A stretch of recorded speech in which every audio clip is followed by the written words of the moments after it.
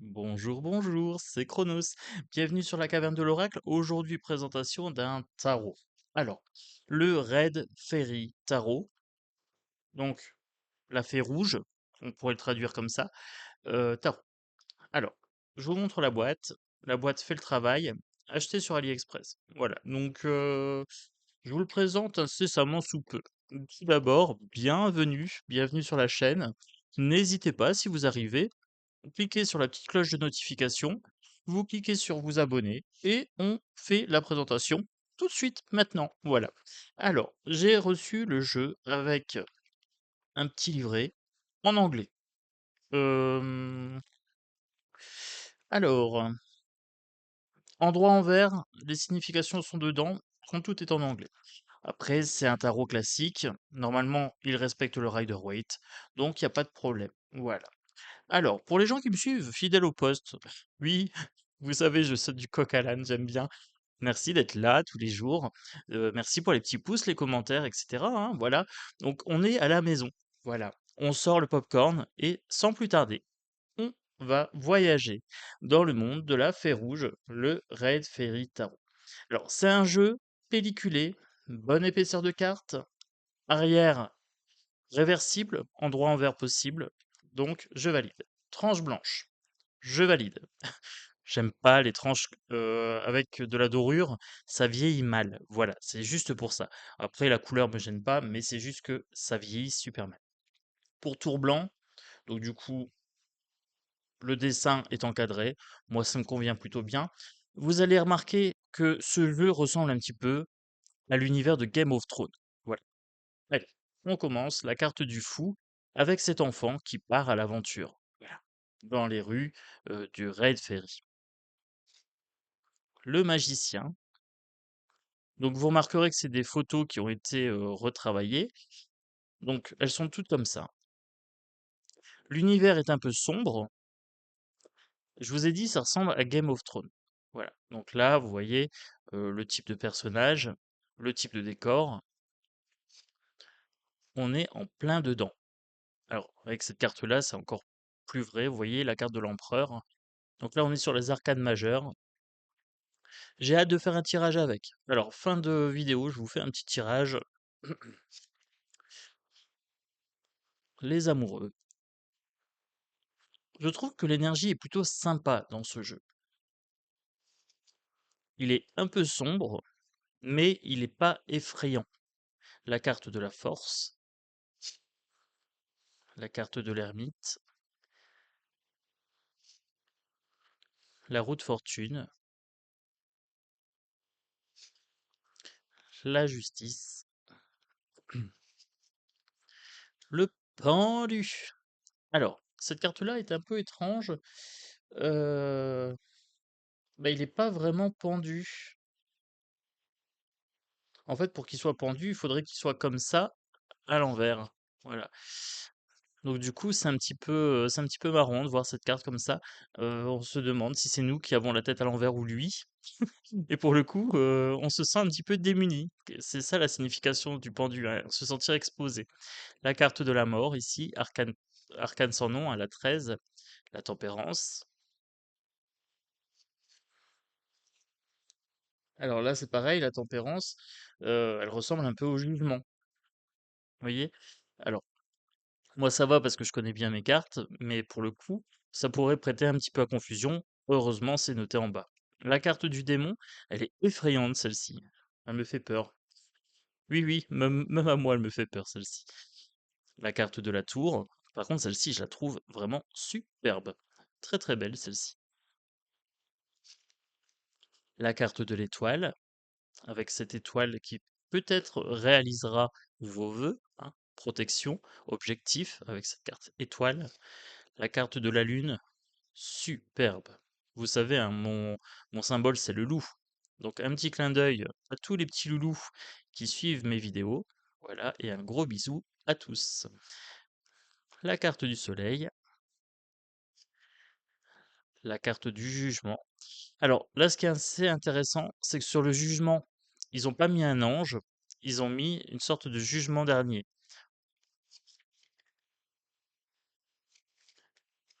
Alors, vous le savez, moi j'aime bien les jeux un petit peu sombres, hein, donc du coup, celui-ci, moi, me convient parfaitement, la carte du monde.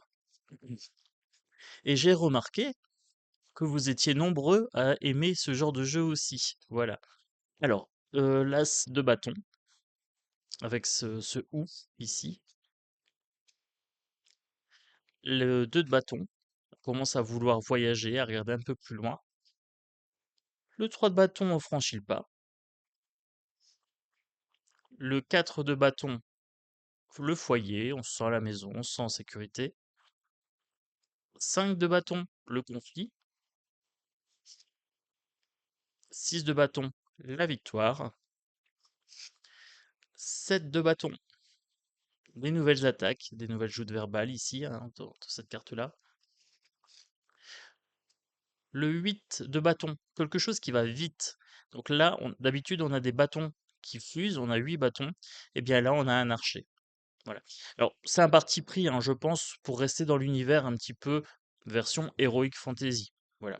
Là, par contre, moi, je retrouve pas mon Rider Waite, mais j'ai bien ma notion de vitesse avec une flèche. Une flèche, ça va vite, ça atteint son but. D'accord.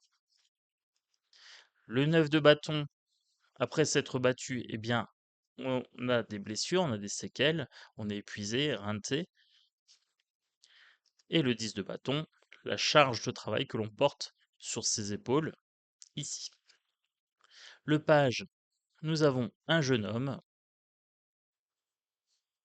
Alors c'est très sombre, hein, très très sombre comme jeu, mais en même temps, je trouve qu'il est vraiment très très bien fait. Les traits sont là, on peut voir l'expression un petit peu boudeuse de ce garnement. Ensuite, le chevalier, Jon Snow, l'hiver vient, voilà. Je trouve que c'est vraiment très Game of Thrones, hein. Vous me direz en commentaire peut-être ce que vous en pensez. Celui-ci est très très beau aussi, j'aime bien.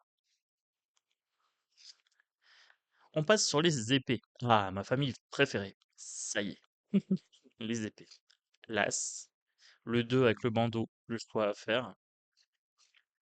Le 3, la peine de cœur. Donc là, on voit qu'elle est triste. Elle écrit une lettre.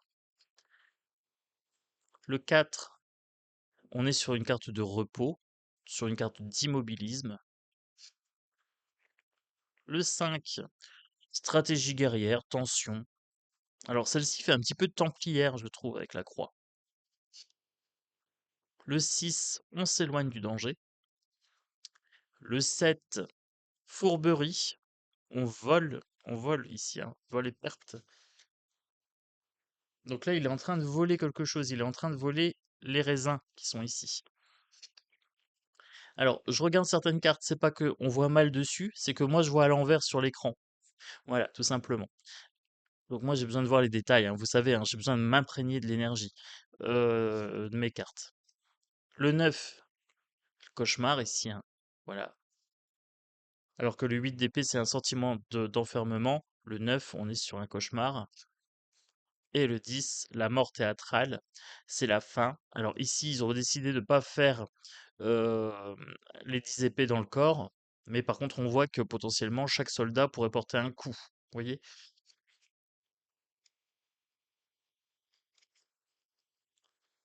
Ensuite, on passe sur le page,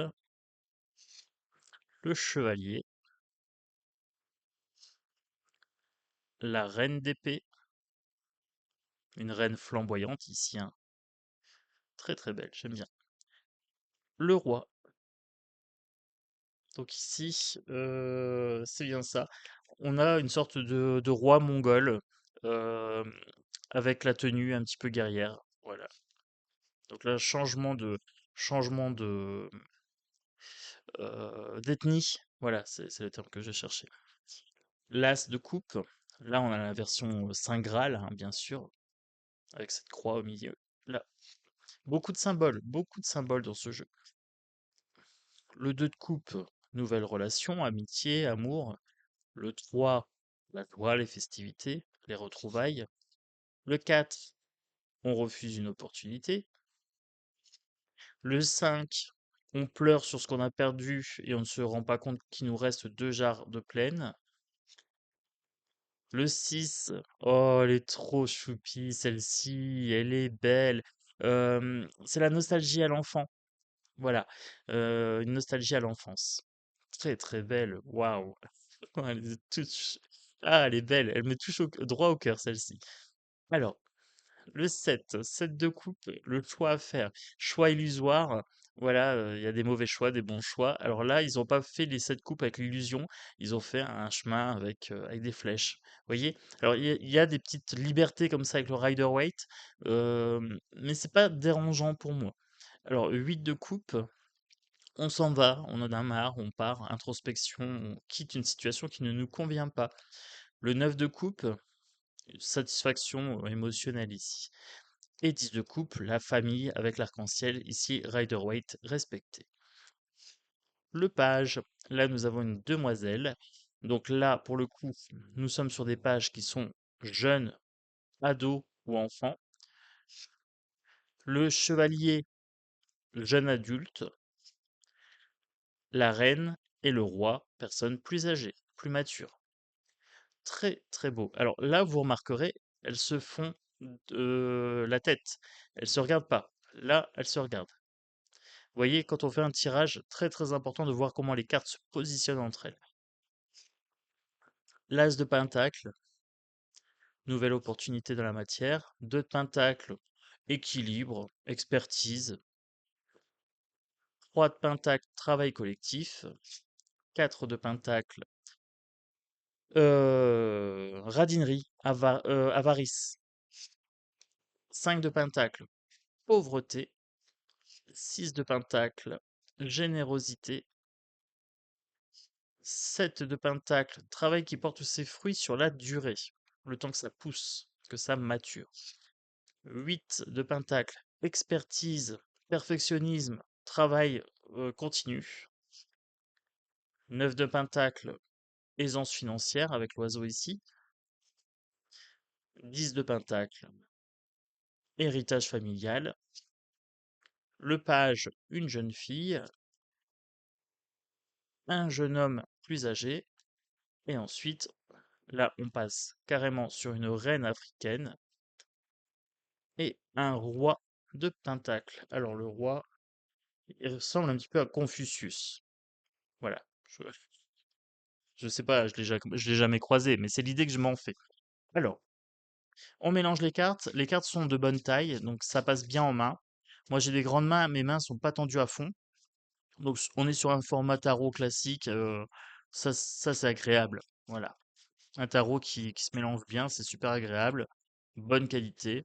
Donc, je valide. Pour la qualité, 10 sur 10, aucun souci. Pour le contenu, je mettrai un 9 sur 10 parce que ça respecte pas tout à fait le Rider-Waite, mais je mettrai une mention spéciale, univers très sympa, au niveau des cartes. Voilà. Donc c'est un 9, mais c'est pas un 9 sanction, on peut le considérer comme un 10. Oui, donc ce jeu-là, 10 sur 10, aucun problème. Je vais voir un petit peu le message qui nous sera donné par les cartes. Alors, un petit tirage, hein, moi j'aime bien comme ça pour conclure. Allez, je prends celle-ci. Le 4 d'épée. 4 d'épée, ici on est sur une situation qui est un petit peu figée. Alors, ok, une situation qui est figée, quelqu'un qui est endormi. Le chariot. Ok, on a des objectifs à atteindre, mais pour l'instant, ça ne bouge pas. Il faudrait faire preuve de volonté. Le 6 de pentacle. Il faudrait faire preuve de volonté et preuve de générosité. Donc ici, on a un passé, présent, futur. On est dans une situation passée qui était de l'ordre de la torpeur. Hem, la situation est en train de se débloquer. Donc là, pour le coup, la situation est en train de se mettre en branle et du coup, il y a quelqu'un qui nous donne un coup de main pour sortir de cette torpeur. Alors, je vais quand même compléter parce que je voudrais voir un petit peu. Ce coup de main, ici, viendrait d'une femme. Là, vous avez la reine de coupe, donc ça serait une femme qui a du cœur, potentiellement une femme qui a de l'empathie, vous voyez? Et donc du coup, j'ai encore envie d'une carte.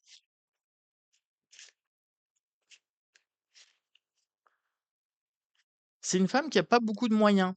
Alors, c'est une femme qui n'a pas beaucoup de moyens, mais qui a du cœur, qui vous tend la main et par sa générosité, elle vous permet de sortir de votre torpeur. Voyez? Donc le jeu parle plutôt pas mal. Ce que j'aime beaucoup, alors là, pour le coup, ce que j'aime énormément, je dirais même, c'est que les personnages sont bien tournés à droite et à gauche. Alors, du coup, là, on regarde vers le futur. On a un objectif qui va un petit peu à contresens. Voyez? Donc du coup, c'était un objectif qui était freiné, mais en regardant vers la droite, on nous tend un coup de main. C'est une dame qui nous regarde. Voilà, elle n'a pas beaucoup de moyens, donc elle regarde. Donc je sais que là, au vu des directions des regards, je sais que c'est cette femme qui n'a pas beaucoup de moyens. Là, potentiellement, si j'avais eu un regard de l'autre côté, j'aurais pu dire c'est une femme qui va nous aider parce qu'on n'a pas beaucoup de moyens. Vous voyez? Il y a une distinction. Alors là, j'aime vraiment énormément ce jeu, rien que pour ce détail-là, le fait que beaucoup des cartes, voire toutes, elles sont tournées dans un sens ou dans un autre. Presque toutes. Là, je viens de voir mon roi, par exemple, ici, il est en face. Voilà. Donc, j'ai les 3 positions de regard. Ça, c'est formidable dans un jeu parce que ça permet vraiment d'interpréter plus finement quand vous faites vos tirages. Donc, j'espère que cette présentation vous a plu. J'espère que ce jeu vous a plu également. Pour moi, c'est une pépite. Je l'aime beaucoup, donc je risque de m'en servir potentiellement à titre personnel. Voilà. Sur la chaîne, c'est dommage qu'il soit un petit peu sombre. Du coup, vous me direz en commentaire, si celui-ci, je peux l'utiliser sur la chaîne pour faire des tirages régulièrement ou si effectivement il est un petit peu sombre pour vous. J'attendrai de vous lire pour savoir ce que je ferai avec ce jeu. Je vous embrasse fort.